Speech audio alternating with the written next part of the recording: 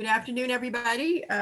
Delighted to introduce our final formal presentation of the day with our colleagues from NYU Stern School of Business, right here in New York, on embedding the SDGs into NYU Stern's first year Intro to Business course. We're delighted to have you today, and you can take it away. Okay, I'll do a quick lead into Matt, who is co-teaching the course with me. But I'm Jeff Younger, and we're here with Matt Statler. Mara works in the program with us as well, helps lead it, and Amy will give you the perspective from a student who graduated some years ago and actually used this course to catapult her career. I wanted to mention one thing, that if you're interested at all in this course, there actually is a job opening, and I threw that quietly into the interfolio in the chat room.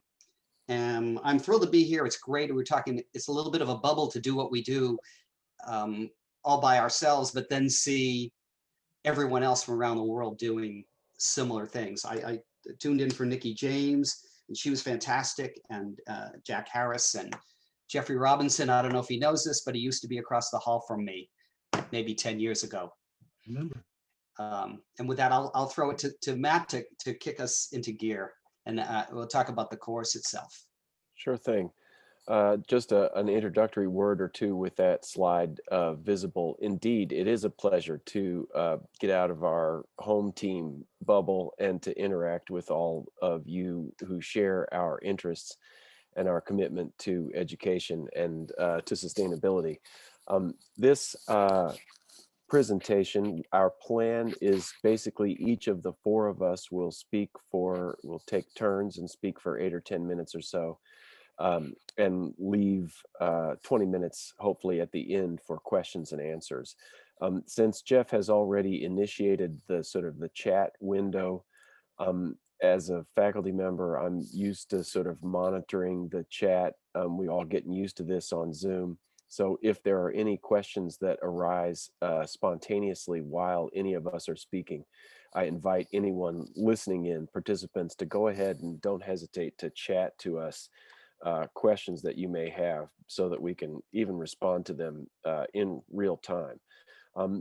What I can say, and Jeff has helpfully advanced the slide, even before that slide, the context for this slide is to say what we're presenting today. We are working with the undergraduate college at the Stern School of Business.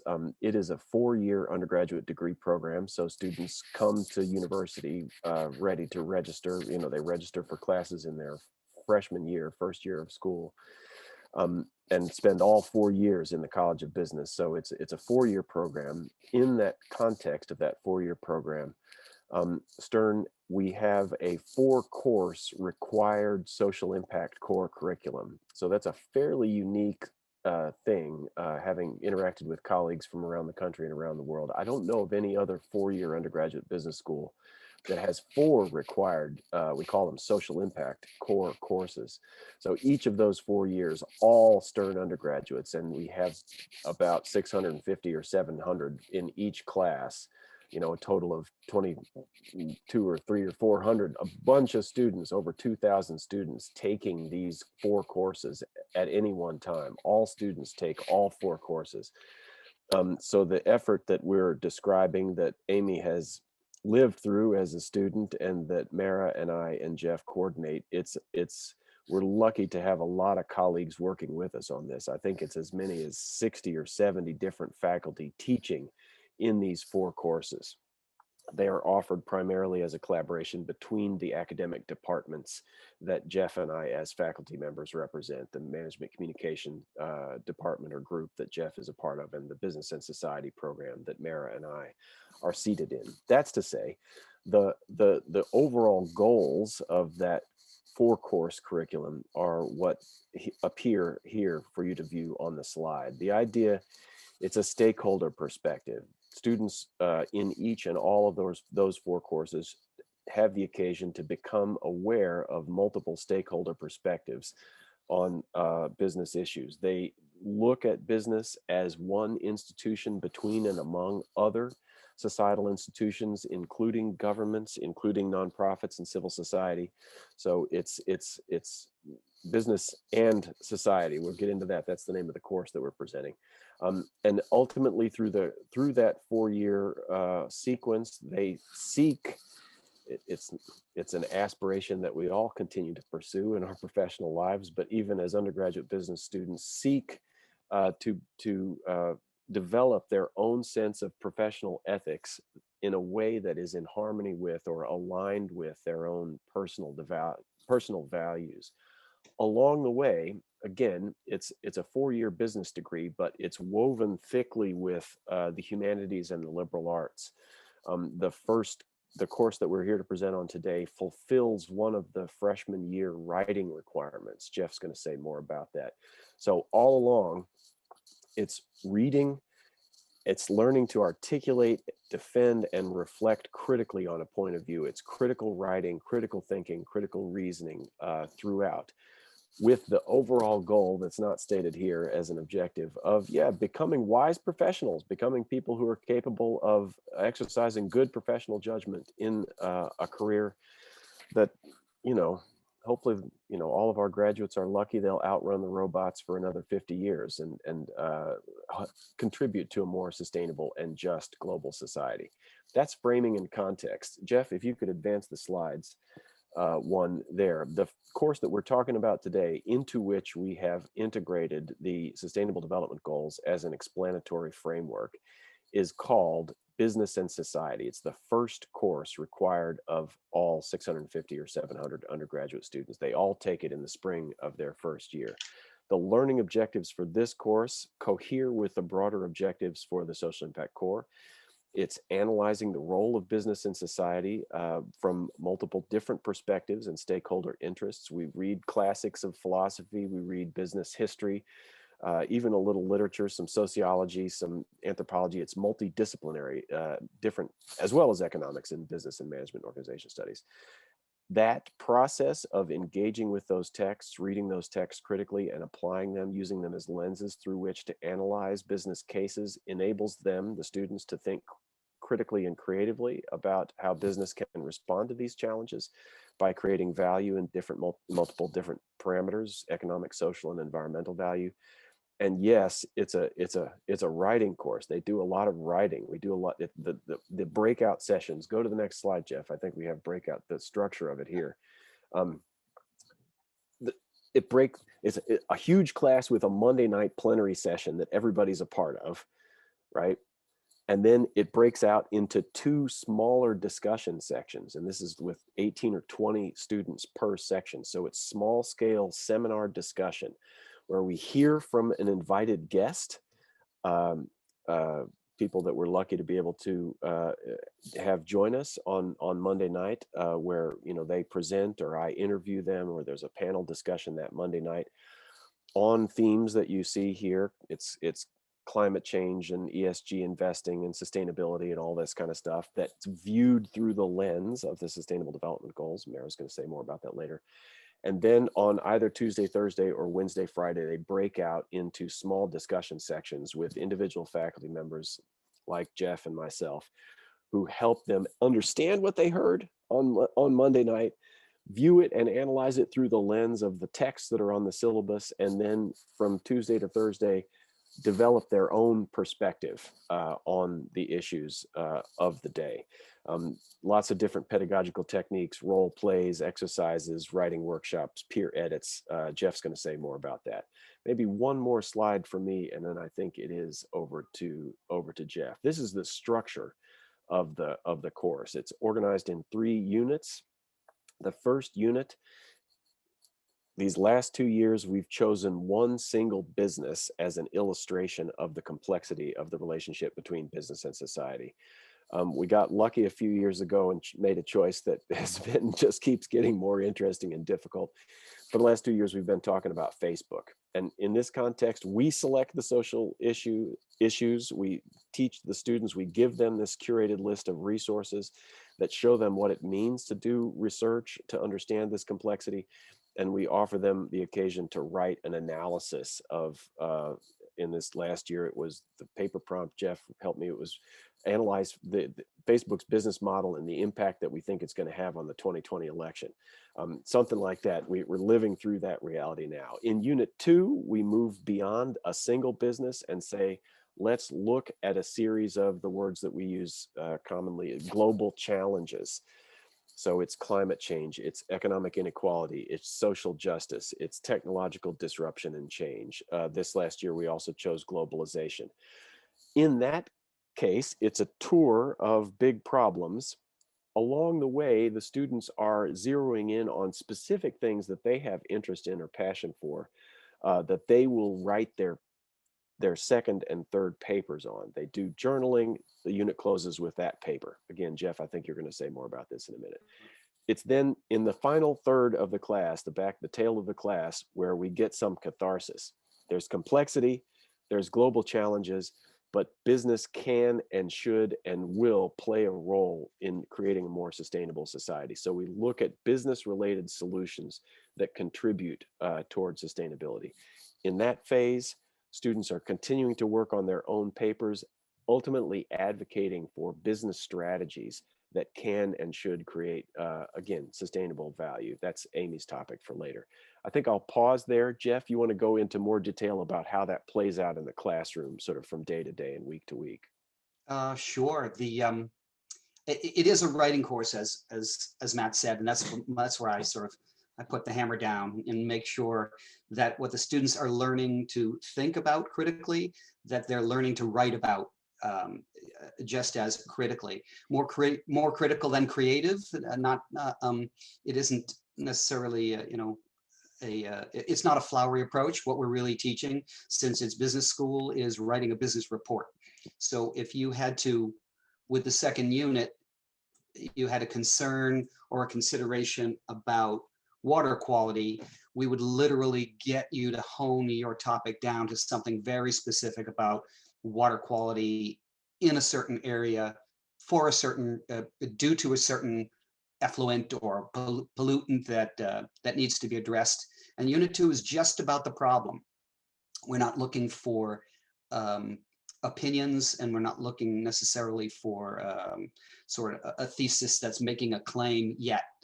They're just really investigating. So they're trying to find out what's behind that problem, which is difficult in itself, right? What is really the cause of obesity? Is it the food, or is it access to the food, or is it poverty, or is it? And so once the students start to unravel, they get even more confused, which I guess I even like to say that in the classroom. It's sort of like, if you come away with more confusion, then you're actually doing it right. Because Stern students, and maybe all of our students, tend to approach a problem with a solution already in mind, and we want to disabuse them that they already know the answer. They need to figure it out.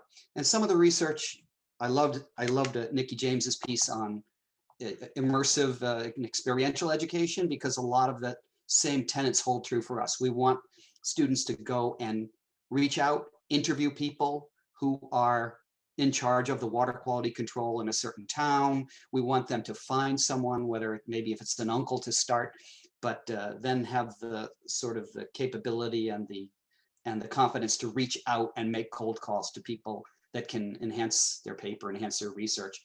Finally, they're working toward an end paper, which incorporates a company uniquely situated to address the problem in some way. If it's small, like Jeffrey Robinson and Linnea Richardson were talking about, sort of, it was Jack Harris who talking about they may come up with very small solutions. They're still good. It's still addressing it in some small way. One of the best papers we had was about pizza boxes and how you can save some cardboard that isn't tainted by oil in a pizza box, which sounds like nothing until you understand the number of pizzas that are ordered in the United States. The millions of pizzas and the amount of cardboard that is thrown in the garbage instead of being recycled. So interesting ideas for Unit 3 emerge when students start to find businesses to link into the problem. And it can be in, a partnership solution, an M&A solution, a product solution, almost anything that they want. And because they've picked the topic themselves and they're investigating themselves, they're sort of empowered by by their own choices, sort of really interested in doing it. And in fact, Amy will talk about it later, but Amy was one of the students who was selected for The Call, which is a closing magazine. You did hear it right. Matt said we had 700 students in this class across 36 sections. So we have that many papers to look at, and the faculty submit several. And in the end, we have a 10-paper magazine that gets published and then used as a text for the course itself. And Amy was one of the authors, so she's representing. I'm not sure what else. I don't see any questions. Oh, wait, there are some questions here. Writing size, yes, is 20, maybe approximately 20, 21. Unit 3 is built on Unit 2. Yes, it is built on Unit 3 is built on 2. Although, as with anything, some students recognize that the impossibility of going forward and then regroup and come up with a Unit 3 that is closer to what they're really interested in.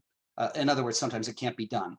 They'll come up with something that's just either too much to tackle or they've run up against a wall. So, but ideally, yes, 2, 3 will take the research from 2 and build on it. A challenge is engaging student online. Yes, anyone can speak to that, maybe even Matt and Amy as a student, but Zoom's a challenge, but interestingly enough, some of these writing courses can even benefit.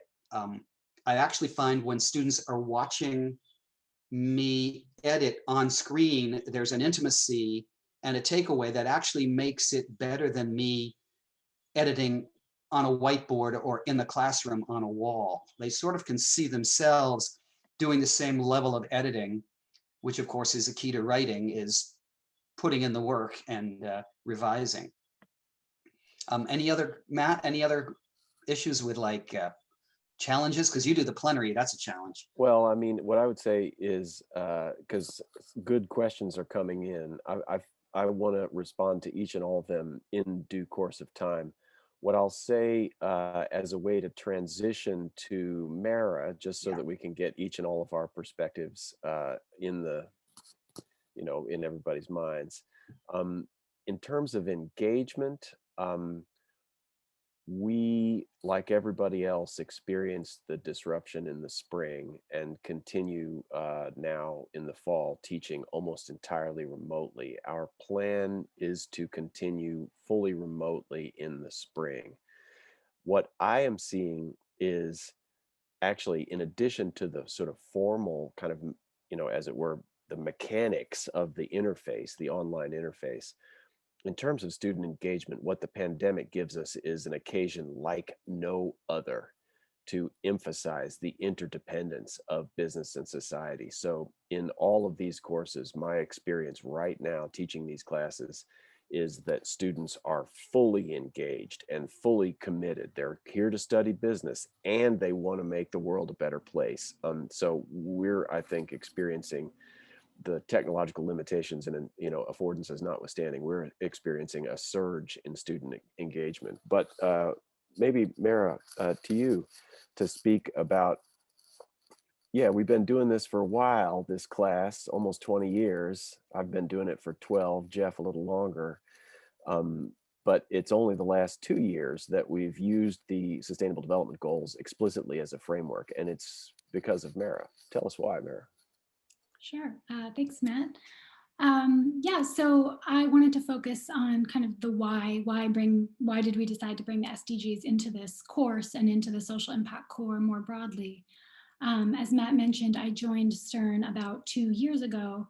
And prior to joining Stern, I worked for several years at the United Nations Foundation, and particularly on the diplomatic negotiations of the Sustainable Development Goals.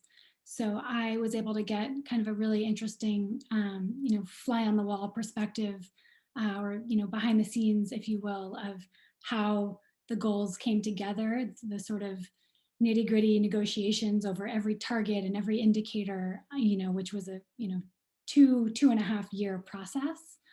And one of the things that really struck me in kind of getting to be a part of that process was how different it was from the Millennium Development Goal approach.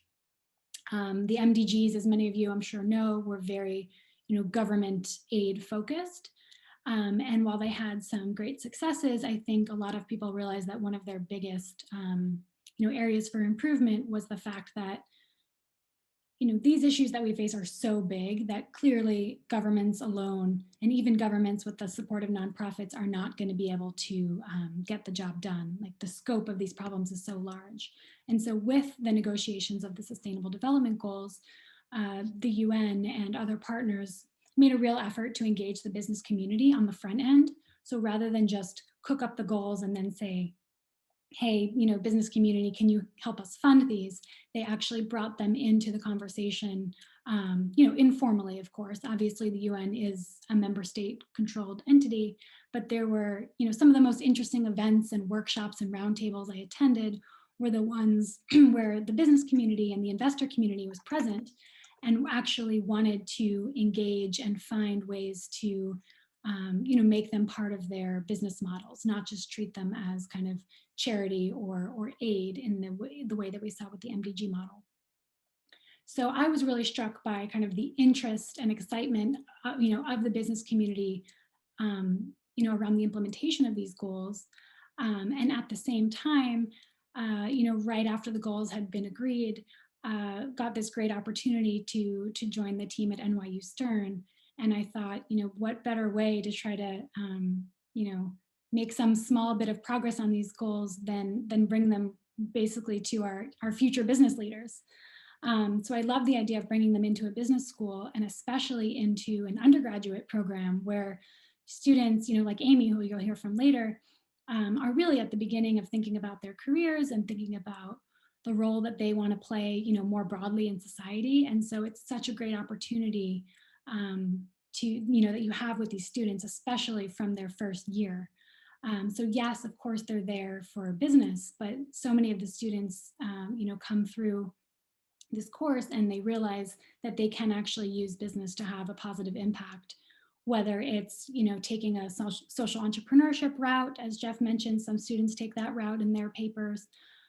For some students, it's corporate sustainability. It's, I want to be on the inside of a big company and try to make change from within. Some students decide that they want to go into consulting and work on several different sustainability issues, for companies. But really, it was just, I thought, too good of an opportunity to pass up to kind of get, these enormous future challenges in the hands of our future business leaders, as early on as possible. So, as Matt mentioned, that was kind of the pitch a few years ago for why we need to have these goals in a school. As many of you probably know, they are kind of becoming part of the language that business leaders use. And so I think it's important for students to graduate kind of well-versed in these topics. The SDGs really kind of give a shared language for government to be able to communicate, be on the same page with, for business to be on the same page with government leaders, to be speaking the same language as, philanthropists. Because what we saw in the past was so many people care about the same issues, but they often talk past one another because they don't have a shared vocabulary and language and tools for measuring things. So, the goals, and especially the targets, the 169 targets of the SDGs, really do give us, those kind of shared ways of measuring things. So that's just a little bit of background about why, we tried to kind of bring this in a couple of years ago. Obviously, since this, global health pandemic has broken out 8 or so months ago, I think the case is even clearer. If you think about the origins of this pandemic, it's, this convergence of, biodiversity loss. It's, exacerbating already existing inequalities. We're seeing the impact it's having on the economy and, unemployment. And it's really just magnifying a lot of the social and economic issues that we already have. So if students or other kind of colleagues weren't already convinced of the kind of merit of bringing these social issues into the classroom, I think the case couldn't really be clearer now. I think it also is, the pandemic has made clear how interconnected things are, and how interconnected our various countries are, right? So previously you could have someone say, we have so many issues, why doesn't the US just focus on, solving our own economy, our own healthcare system? And I think that that argument is just out the window now, because we can really see how connected these things are, and how we don't really have a choice but to engage globally. So I was glad to hear, as we were getting on the Zoom call just now, how global our audience is, and how we have colleagues on from various countries. That's great. So I think I'll stop there. Maybe the last thing that I'll just add is to say that part of my role is focused on some of the programming that happens outside of the classroom to complement this course and others in our social impact core. So, all 600 plus first year students take this business and society course, but for the students who really want to go deeper and kind of get a more hands-on experience, we offer a social impact fellows program for students who want to, do site visits around New York City, who want to engage with the speakers, beyond the kind of short time that they have in the Monday night plenary, who develop their own entrepreneurial solutions to things, who kind of get to go a level deeper outside of the classroom and, work on some of the more experiential elements. So I'm happy to answer any questions about that later if people have. Yeah, and Amy was part of that, one of those groups, weren't you, Amy? I was indeed. Indeed. I'm going to flip the slide here to give you a little, wait, let's go to here. To talk a little bit about the call, or actually you can start and talk on anything. What was it like to be a student in this course? It was a wonderful experience. I know there are a lot of questions actually around the actual course that I'll get to answer. But I recently graduated this past May. So when I took this course as a first year, the SDGs had not yet been introduced into the syllabus, but I did focus very heavily on SDG 12, which is all around sustainable consumption and production. And my paper specifically was on how you could curb food waste in the United States by having a partnership between Whole Foods and a lot of local suppliers, and introducing what we typically called ugly produce into these supermarkets, because through my Unit 2 research, I found that most of the food waste that is being generated in supermarkets or in that middleman stage is because consumers don't prefer to buy anything that is quote unquote ugly. I'm sure many of you have heard of now Misfit Produce. It's a company that lets you buy these boxes where there are ugly carrots or misshaped eggplants, and people don't want those in the supermarket. So my whole solution centered around Whole Foods coming in as the organics national supermarket chain of the United States, and having them sell this ugly produce and show people that there really is nothing different about it, other than the fact that it's just a little bit aesthetically different. So that's exactly how a Unit 2 paper could go into Unit 3, where my ideas around wanting to deal with SDG 12 then turned into, okay, how do I actually find an existing business or find an entrepreneurial way to get this to happen? There was also another question about if some of these solutions are working in the real world.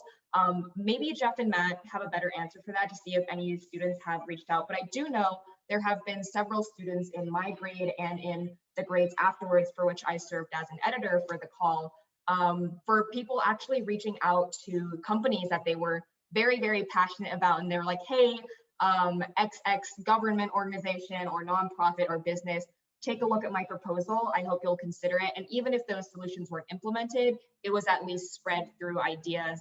And as a more tangible example, now that I've graduated, I'm actually working at Delberg Advisors, which is an impact consulting firm. So we only focus on impact focused clients. And right now the project I am working on specifically focuses on a household name bank that is trying to integrate the SDGs as part of their impact mandate for CSR initiatives, as well as their more philanthropic and catalytic grant making capital. And that is a direct result of my going to Stern and learning about how I could actually major in something like sustainable business and then apply my skills, whether they're hard skills or soft skills learned in a university setting, and actually being able to work with people like the Bill and Melinda Gates Foundation or the bank that I'm working with right now. So it's really been a wonderful opportunity, and getting to work with people like Jeff and Matt and Laura have been also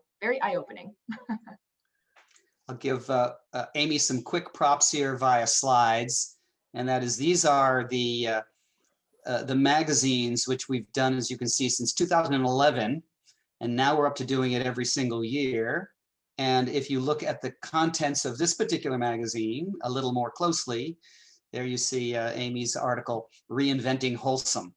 Among the other articles here, Concrete Roots was about putting greenery on roofs, and Trash in Haiti was recycling and creating sneakers, I think, artifacts out of trash in Haiti. So there's a lot of interesting ideas that emerged. Well, and this goes further. Jeff, go back to that, because it just pops out in my eye. The question, have any of these solutions been implemented? There are, as Amy suggested, folks who have reached out to leaders of companies, and there have been occasions where students have gotten jobs or internships sort of sparked by this.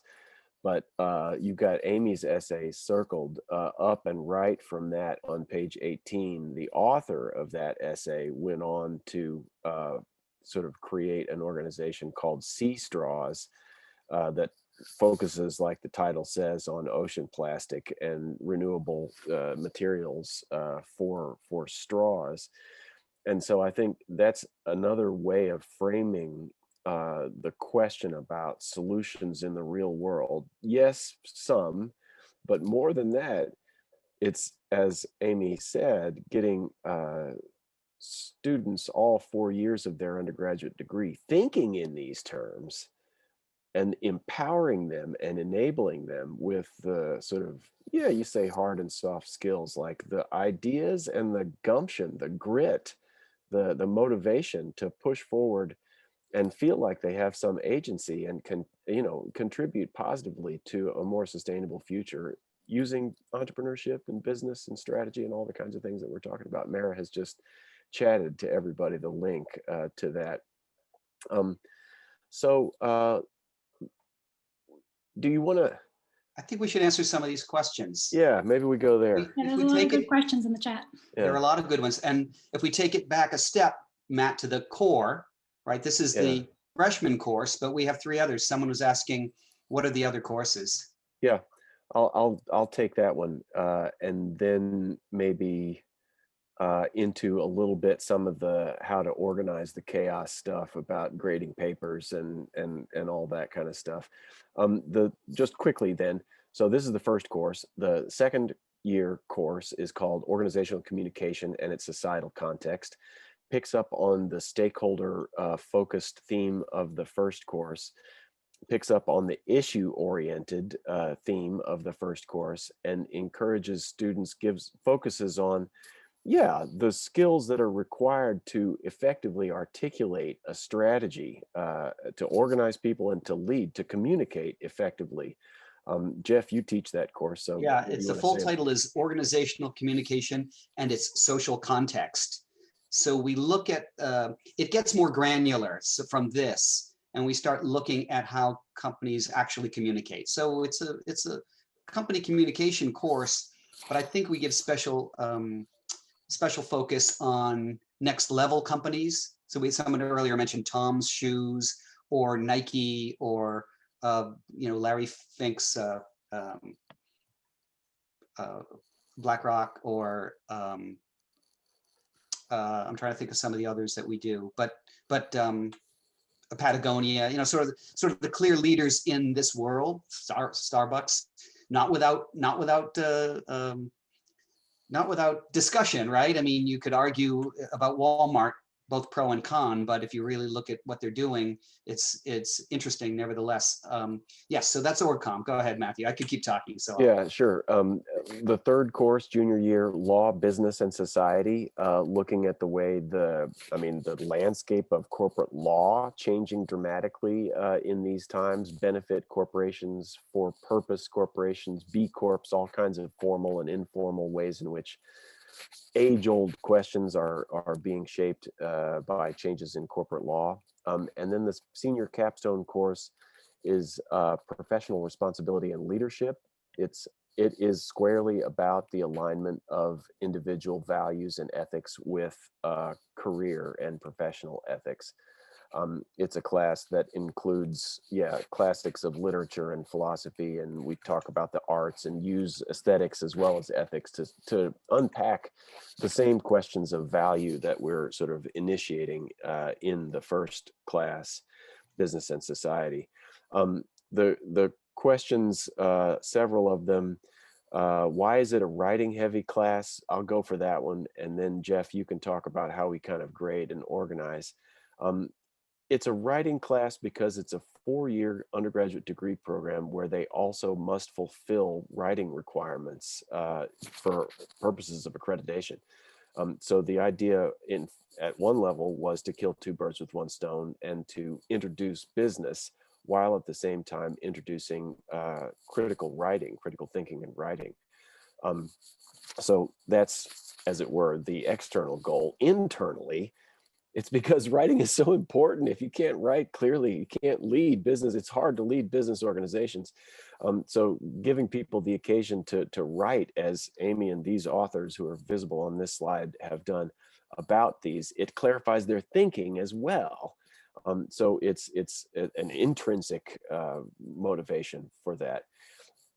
There's a lot of writing that goes on, and I think, Jeff, what are we talking about? We're going to have 36 sections of this class this year. With how many faculty teach this class? It's a division. Well, 36. Yeah.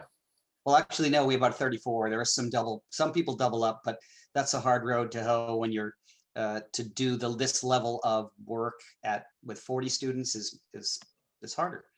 There's a weekly journal. That's about 400 words. We give them a pre-prompt for that, and very often it's a springboard from something that was discussed in the classroom. It's sort of double things are happening. One is, yes, we're looking at their ideas and talking specifically about their thinking, and then we also push their writing as well to wherever they are, to a much higher level. Some come in great, and we want to push them into ideas of alliteration and metaphor, and then some really need some basics on, because they're writing 40-word sentences and they need concision and clarification, or clarity. So there's a lot of things to do. It's hard to teach writing. A couple other questions I'm seeing.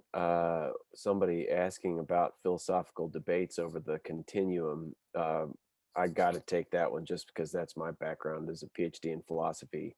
The whole question of, like, what do we mean when we say social impact or stewardship or sustainability or corporate purpose or for benefit? What is value? Those are questions that we weave throughout the curriculum. Obviously, some students have a greater appetite for those kind of sort of abstract issues, but a little goes a long way. Even just simply letting it be known that, like, whatever would ever have any economic value, anything that anybody would pay for, they would only do it because they thought it was good or beautiful. So ethical and aesthetic value are, as it were, the conditions of what takes on economic value. Now, what is good and what is beautiful, that's what we have plenty of debate about, using like John Rawls' philosophy, or even going back to Adam Smith or Rousseau. I mean, there's plenty of space and time for philosophical debates. The core, we do stakeholder stockholders. So we bring in Friedman and Freeman, and that got even more robust when the Business Roundtable came out with their statement, embracing new stakeholder approaches to management. So we have a big focus on that philosophically. I like value. I think that, you know, we do a Porter and Kramer sort of shared value, but we talk about the roots of it and really the word value, you know, valuation. Is value simply your stock price, or do companies create value in other ways, such as innovation or quality of life or jobs simply? That's a value that they are creating, and they're not necessarily completely monetarily related. Well, and I'm going to jump in on that, Jeff, because Yeah, yeah. that's another aspect, I think, of what has been so important about the SDGs as our framework these last 2 years, is, as Mara indicated, a shared vocabulary around value, right? Where it's like this, for all of you who are in this space, you know, it's a challenge. There's so many different ways: just capital and the imperative 21 and conscious capitalism. You know, there are lots of different ways that people are talking about non-economic value, lots of attempts to measure and track and give metrics to it. What the SDGs, I think, uniquely provide is the highest level global consensus about what that is. And okay, you've got 17 goals, but underneath each of them, there's a whole set of targets. And underneath each of those targets, there's a whole set of indicators that provide really concrete sort of ways to metrics, ways to assess the achievement of societal or environmental value.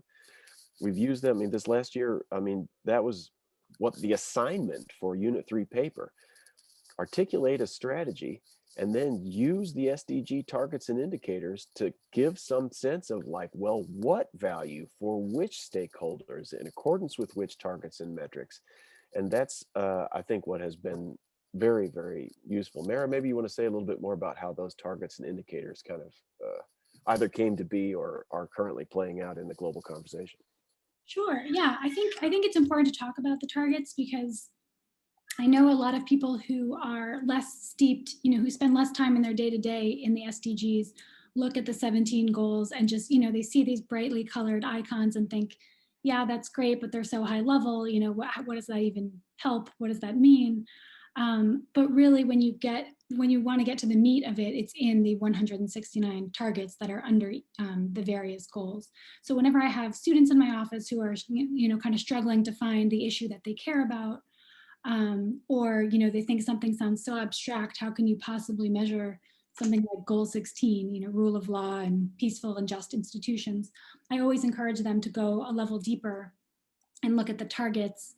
And then below that, look at the indicators, because that's where the real work is being done. You know, that's where you get to the kind of scientific targets around climate change, and, you know, how you measure things like, you know, it's great to say we want to have a goal on gender equality, but how do you actually measure that? So then you go down to the targets and look, you know, to see kind of leadership within parliaments or leadership within, you know, corporate boards. So I would, you know, encourage all of you, if you have kind of skeptics or students who are struggling to kind of see, you know, how their interests kind of fit into the SDG framework, I always say, you know, go to that level deeper to the targets, because chances are you're going to find some issue that you care about. And the other thing I often tell students is, you don't have to, you know, feel like you come up with a solution that, you know, makes everything better. Like, just pick that one issue that you really care about and hone in on that, because, as we said earlier, all of these issues are linked. And so if everyone just focuses on the one small piece of the issue that they care about, you're going to make a big difference, right? So again, that's where I think the targets and indicators become really helpful teaching tools. Yeah, students inevitably start quite general, and then they get shocked by the question, how are you measuring that? You know, that so-and-so is polluting. I go, really, how do you measure pollution? And then, boy, that can, it derails them, and then they have to dive in deep to figure it out, because it's not an easy thing, right? You know, how do you measure pollution? Interesting. Let's see how other people are measuring pollution and see where your concerns fit the current measurement. You had a question. I gave it to you, Matt. I threw it your way, which was, Yeah, on the grad side, what are we doing? related but distinct. Again, the sort of the MBA curriculum, the course of study is more, I mean, it's shorter. There's fewer credit points. So the question of how sustainability, we don't have the luxury of 4 dedicated courses as we do in the undergraduate program. So it's a little bit more of a question of weaving these themes into existing courses rather than having them be sort of elaborated at this level of 4 courses of their own. And it's certainly in the sort of required professional ethics, the business ethics class that all MBAs across all programs are required to take. But it's also, again, it has to do with the creation of new electives that focus on sustainable marketing, sustainable finance, sustainable accounting. That process of creating those new electives, both at the undergraduate and graduate level, in any big, institution like NYU, it involves a certain degree of collegial, should I say, politicking, just sort of like generating coalitions with, people within the other departments, the Department of Marketing and Management, Accounting and Finance, and all this stuff, to share a vision for what those courses can be. But it's basically game on. It's the same game, but playing out in different ways. While I'm talking, I'll take the question though of that Joel Harmon posed about shared vision and consistency across so many faculty involved. That is a perennial issue. To say it's a challenge or to say it's a problem, it's definitely something that we have to work on carefully all the time. One of the simple things that we've done over the years is develop a pattern of pedagogy meetings, inviting all the faculty to teaching the course to sort of meet once a week. For the last years, I guess we've done it, Jeff, sort of on Monday nights before the plenary session. And it's an optional thing, but people who can come do come, and then those faculty are organized in pods or smaller groups. So pod leaders, faculty who are then basically responsible for diffusing or disseminating the kind of the pedagogical strategies and approaches that we developed. So it's a range of both formal and informal sort of structures or practices. The other thing I think though is actually to be consistent with the narrative of what we are trying to do and why, and to have the coherence and the consistency of that narrative resonate across a wide population of people. That's a perennial challenge, but one that we continue to address. I mean, again, I'm curious, Amy, just to bring you back into the dialogue. From a student perspective, yeah, we do hear students say that there's some cognitive dissonance, that they get different messages from different faculty in different sections. But how would you say the overall shared vision of the social impact core or of business and society resonates in the minds of the student? I mean, I'm asking you to represent the entire student body, but give us a sense of how it plays out in the minds of students. Yeah, no, I definitely represent the voice of 700 students. So no, it resonates very loudly, and I think the dissonance is important because there is no one way to achieve an SDG. There is no one perfect solution. There's no one perfect company, and that comes across really clearly in our essays. And for what it's worth, I think a lot of people actually I personally chose to apply to Stern because they had a first-year course in sustainable business. And I think that's a huge draw point because there are so many students that are my age that are much more focused on that impact lens. And with a course that is explicitly geared towards that, it gets students thinking about these questions much earlier on. And I think Matt was bringing up the point earlier that there is a sort of resilience and grit that students develop while going through not only this sustainable business course, but all 4 of the courses, because unlike just doing very one-off assignments. This is an ongoing project that each student gets to own over the course of a semester. And I became a master at food waste by the end of this course, and I never expected to do that because I ended up finding something that I thought was really, really interesting. Same with my friend Jane Lynn. She's on the bottom left of the screen, and that essay she wrote about sponges, when I was reading it, I was like, I feel like I know everything about how to clean up oil spills now. So from that point of view, this course does a great job at getting students to feel like they have agency. And I think for someone who is going into college and is 18, 19 years old and has no idea what they want to do with their life, that is the most important lesson you could teach them, is you could develop this resilience, you can develop this grit, and you have a voice. And even if that voice doesn't resonate with every other voice, it's an important one and it's yours. Plus they get to get a copy of the magazine. Of course, this is not going to allow me to do it, but, and wave it around. That's been the best part. Let me pick up on something about what you just said, Amy, and also bridge with the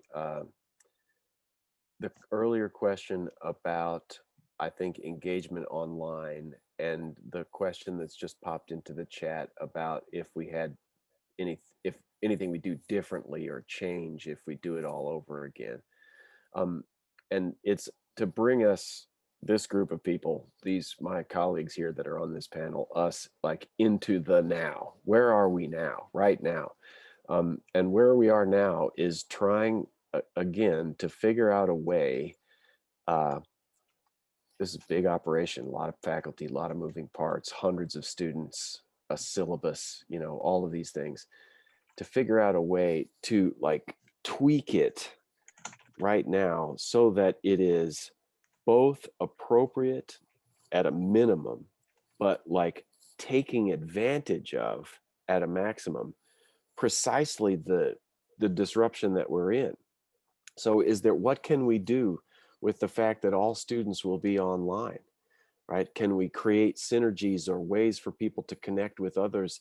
Were there other students that year, in addition to Jane, who cared about, oil spills in the ocean? Probably there were, but we didn't have a way for them to meet each other and to connect with each other, some sort of process. And so we're sort of trying to think about that. The other piece of it that has been a perennial kind of aspiration for us, which is connected now to this question of, like, student connection and outreach to the world, is, like, could we have some kind of an experiential dimension to this class, where it was not just writing, but where the few students who have reached out to CEOs and said, you know what, I care about reinventing wholesome, or I care about ocean plastic, or I care about, to say everybody should do that, right? How can we, to break down the walls of the classroom and to make it a little more experiential, where it's explicitly an outreach to and a voice to,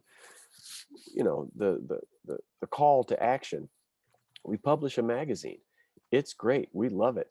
And students are proud, Amy, you played a role all your 4 years in Stern in this. What can we do for the other students, the other 690 students who don't get published here? How can we let their voice resonate or be heard out in the world? And those are questions that I'm articulating now that we don't currently have answers to. But in response to the question of if we could do differently, that's a constant game, constantly adjusting, constantly trying to figure out what's the way to make, to meet the ultimate learning objective, which for the students is, as we've said a bunch of times, to feel like they can actually contribute positively toward a more sustainable future, to give them the skills and the drive to go and to do. None of the sustainable development goals will happen without educated people, and that's why we feel fulfilled doing the job that we're doing. We have one more question from Dilip.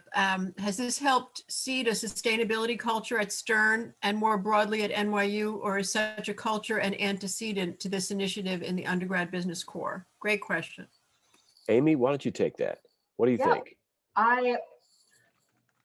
I think I'm going to be biased because it definitely shaped mine. I can't for a fact say that it has shaped all 700 students every single grade, but just in this past year alone, in this past month alone, ever since I've started working at Statler Advisors, which again is explicitly only takes work in global development. We have most of our offices in Africa, India, and Asia, other places in Southeast Asia, and it's just such a fascinating world that not too many business students consider.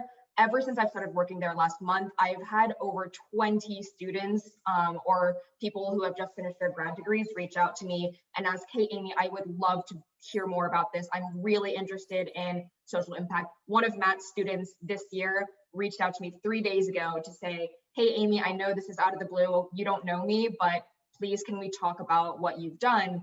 And that network, that collaborative piece of, I see you doing it, so now I want to do it too. That is something that is very strong at Stern. There is such a huge, herd mentality, but in some really, really great ways now, where if they see some students getting into net impact, which is one of the growing clubs at our school, they're gonna be like, wow, I can do it too. Let's bring Dalberg into the next undergraduate women's business conference. Let's bring a impact focused lens into everything. I would definitely say it's inspired a lot of students to reach out beyond the traditional business paths. And I would just add to that on the kind of co-curricular front, one thing, I only mentioned it very briefly, but one thing that we started up a few years ago is a program called the Social Impact Fellows, which is really a, not only a way for students who have an interest in sustainability to, get to work on that more outside of the classroom, but it's also kind of about building that culture and a way for the students to find one another. Because Stern is a pretty big place, and it can be hard to find people who share your interests. And so we're hoping that this new program makes it easier for students to identify, others who share their interests. They can even team up together to work on a project, and we offer stipends actually to students who want to, try to start up businesses to tackle some of these issues, including the Sea Straws example that Matt gave earlier, actually.